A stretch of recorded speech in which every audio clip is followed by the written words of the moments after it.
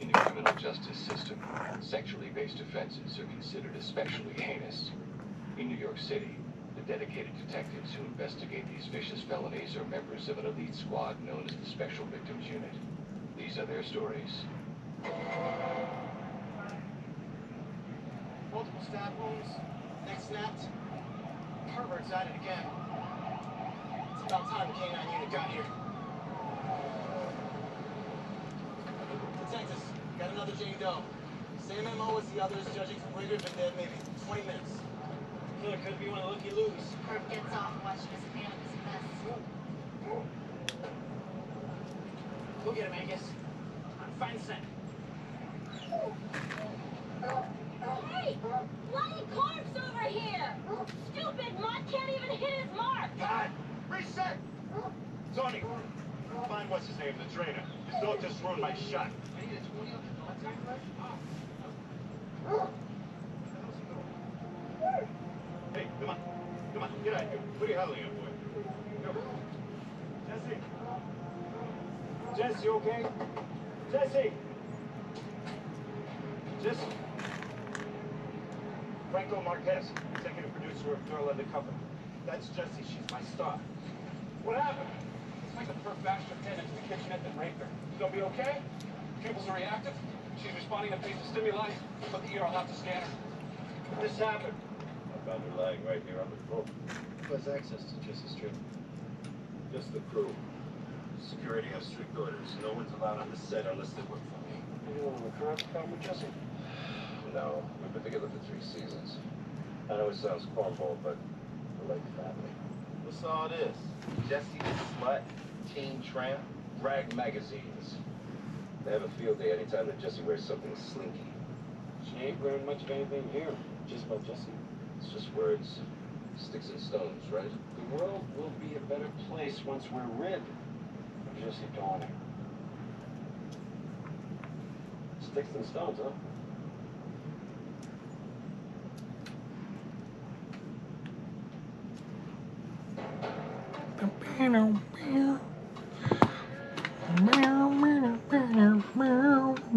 Dick Wolf.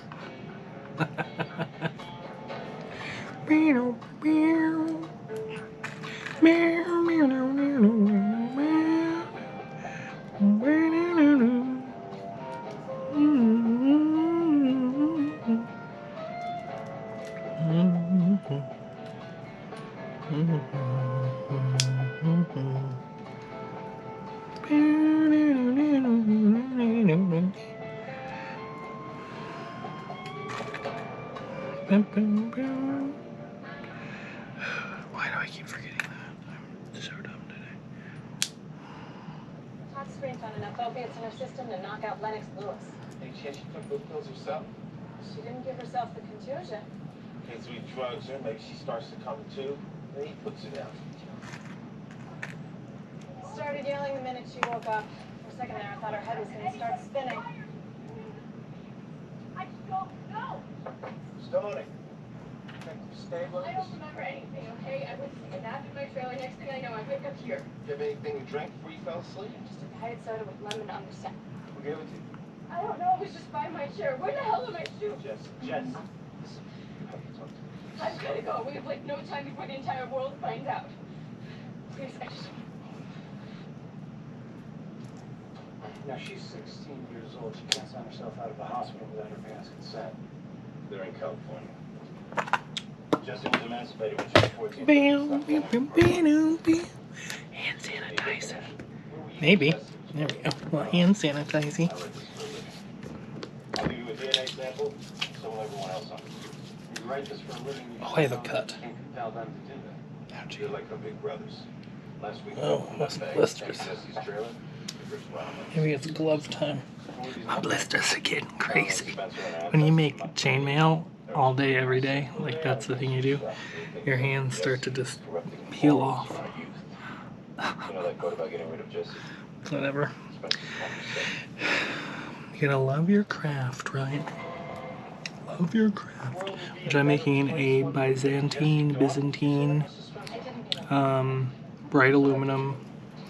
This one's a bracelet for, let's see, what young girls aspire to today. Not this. Yeah, This is what they maybe. should be, a half-naked size 2. Where are you? We're running late. I'll make the bus. Where did I put you? I'm busy today. I can't drive you. I'm making a 7-inch one for Joshua Bunch and an 8-inch one for Thank you, Mr. Willoughby. Charlene Ferrone. Just such a bad role model. So if you're watching, Successful, what's wrong with that? one of you gets this. Oh wait, which one? One's got 7-inch. Let's see where we're at. Which, if you wonder what I'm doing, I have measured, I have a cut here, and then I have written measurements all the way up the side of here. I go 6, 7, 8, 9, 16, or 14, 16, 18, all the way up to 28. So I don't have to just keep measuring it, I just go, and then I know. Smart. Think harder, not, or wait, work smarter, not harder? Think harder, not smarter, apparently is what I'm doing. Neighbors investing in clean entertainment. Never got over 800 members. State mission is to protect the children. In their newsletter, Oh, I'm watching Special Victims Unit. Maybe I should turn that off. Whatever. You guys, it's, you know SVU, it's fine, you guys can hear SVU. I really gotta start looking at the actual camera. So I have a media mode thing for my GoPro, and so there's a little thing that flips up so I can see what my camera is seeing, and I always want to look at myself because I'm so pretty, but I need to look at the lens, which is right there. I'm a Leo sun, no, Leo moon, so I'm a little vain.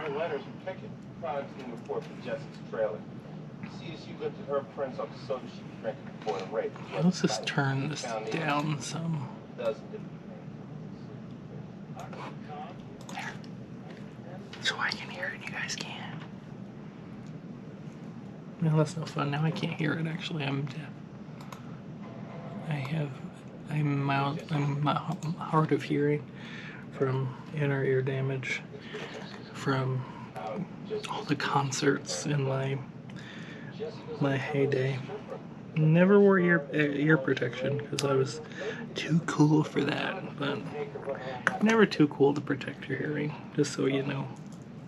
Just like when I make bone jewelry or things, it's cool to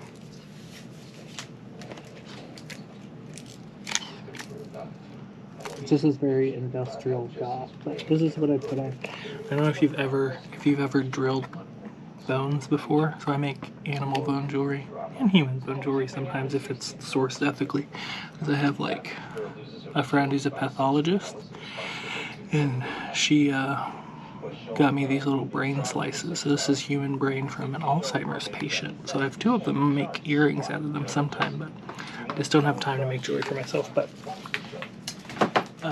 bone dust is the worst smelling thing on the planet. I don't recommend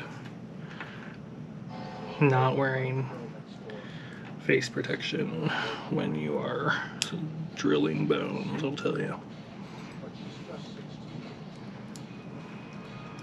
Which, to say that out loud, does sound a little creepy. But, I mean, you know what channel you're on. Which today was funny because I went to my mom broke her arm.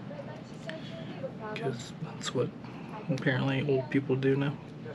And so me and my sister went over to see her, which the weekend she broke her arm, I went and took care of her because her fiance was going to be out of town. So I just stayed the night and like slept on the couch next to her in case she needed something, and like got her, made sure she took her meds on time and iced it and all that shit and didn't overexert herself. But today we went and we're all true crime nutcases. So like, I'm the anthropologist, so I'm the one who went to school for anthropology. My mom's a nurse, and then my sister is a historian. She used to work at Thomas Jefferson's house and was a researcher and a tour guide there. But we were really into true crime too. And my mom and I actually have some connections. Like my mom, I don't know if you knew this, my mom is actually the one that wrote the coroner's report for the Burger Chef murders that happened in Southport in the 70s. Crazy, right?